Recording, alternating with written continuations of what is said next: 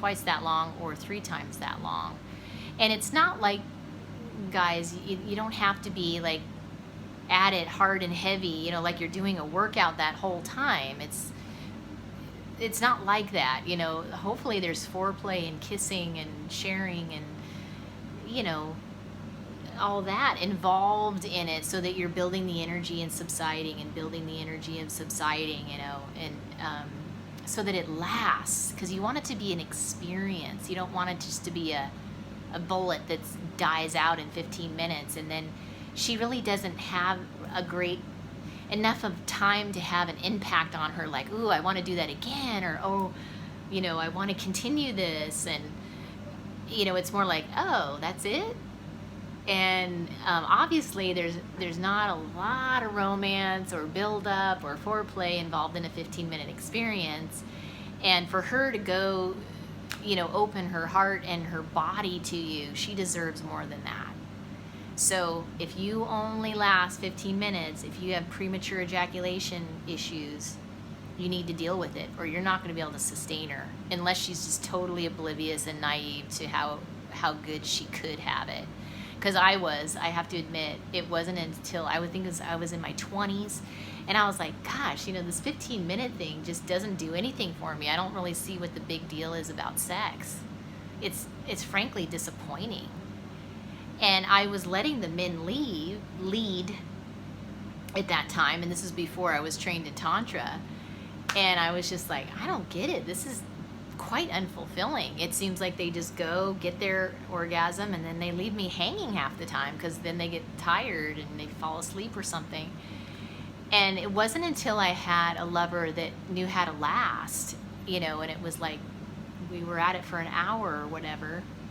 And I was like, yeah, that's more like it. Like, I could get involved in that. I could enroll myself in that experience. That's way more satisfying. So you got to make it an impactful enough experience that she wants to continue. Otherwise, it's like, oh, he doesn't really know what he's doing, or he's just in it for himself. So keep that in mind, guys. And that's where Tantra comes in. So I train people all the time on the phone, or in their, you know, if you come to Hawaii and you have a session with me, I can teach you how to last as long as you want to. So you have mastery over your timing, mastering over your body, so that you don't come until it's time to come, when she's ready and she's like, okay, I'm good now, you know, you can come now.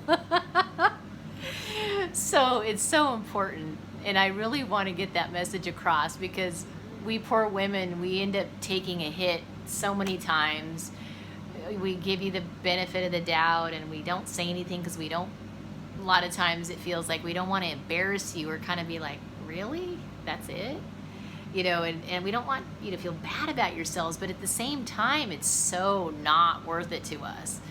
So if you can last 30, 45, an hour, and like really get into it and really be a lover instead of just a, I don't know, a sex person who's just in it for the pop at the end, I don't know. But I hope this inspires you to, and just to see that differently. Like, you know, I think a lot of women, we don't really know what we're signing up for half the time. And if we can trust you, and we go into it, you know, with the best intentions, and then, you know, in your excitement, you release too soon. And if most of us knew that, or were registering that that's happening too much, we would just be like, no thanks, you know. And that's why we're hesitant to say yes to you, is that's happened to us enough times where it's just like so disappointing, and then we feel used or whatever. And, you know, if we knew up front that that's what it was going to be, we would have just said, no thanks, I've had better than that, and I'm used to, you know, really enjoying that experience. And if I'm going to give myself to someone that way, it needs to be worth it for me, and I certainly need to have an orgasm, otherwise forget it. I don't think you guys would like it very much if we came super fast and left you hanging and you didn't have your orgasm and whatever. So, you know, just turn the tables. You wouldn't like it either. In fact, you wouldn't have it at all, and yet you expect us to sometimes to just do without, and I'm just always shocked by that. It's like, so anyway, some of you are totally lovely and beautiful and great lovers. I'm speaking more to the ones that are maybe, you know, need to upgrade themselves and go to the next level and get some Tantra in their lives, because, you know, otherwise you don't know, right? Unless somebody tells you. I'm the one telling you right now, because probably your mom hasn't told you that. You might not have had a girlfriend who had the balls to tell you that. I have the balls to tell you that as a Tantra educator. This is how it is. This is how women are looking at it, and that's just the way it is. So it's important for you to know these things, even though you might be going, oh man, I totally been blowing it then based on what she's saying. Good, that's great. Now you can do something about it, and you know, you can call me if you want some guidance around the techniques to help you last longer, because I really love sharing that information and coaching over the phone around premature ejaculation, so that, you know, we can have more fulfilling sexual relationships, and so that you're pleasing the women in your life better, because otherwise we end up kind of,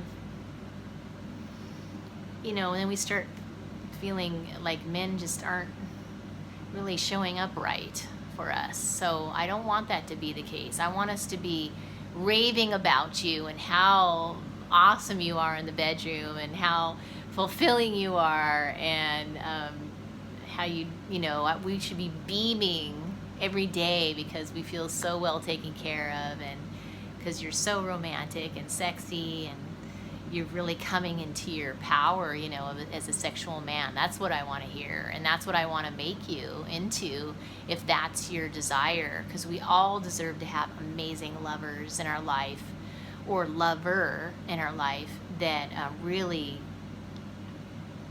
you know, really gets us right where we need it, you know, and meets those needs. There's something so beautiful about having needs met, and something so tragic about needs not being met. And if you're going to have a sustainable relationship and a marriage that is affair-free, we've got to have these skills. And a lot of skills also revolve around how well you communicate, which is what I'm all about too. And, you know, doing my relationship coaching is conscious communication, and that whole movement that exists out there, which you can look up, you know, Google it or whatever. It originally was called nonviolent communication, but a lot of, honestly, when I'm coaching couples, a lot of the skills that are missing are communication skills, because you have to be able to have difficult conversations and navigate them masterfully. And it would be amazing how many times a relationship would be saved if they knew how to communicate with each other, if they knew transparency, if they knew how to be honest, if they knew that there is a certain diagramming around how you speak with I statements, that people can hear and not get triggered, because otherwise you're just triggering each other and going in circles, and then you end up breaking up because you just can't communicate well enough. And how sad is that? I had to do it. Everybody seems to have to do it, you know, as far as getting communication skills, because we weren't just born with it, or it wasn't really role modeled to us either. So, you know, that's another thing that I do training around is, you know, how to speak in such a way, especially when you're in those difficult conversations where you're afraid you're going to hurt the other person's feelings, or, you know, there it might be as far as like a mediation situation where you just need some skills, because if you just go on your default and just say out what you need, most of the time the person feels shamed, blamed, made wrong, or criticized, and they're immediately going to go on the defensive. So there's ways of doing it where that doesn't happen, and you can actually get to the other side of your issue effectively with grace. So keep that in mind too. All right, loving you all from Maui. Aloha.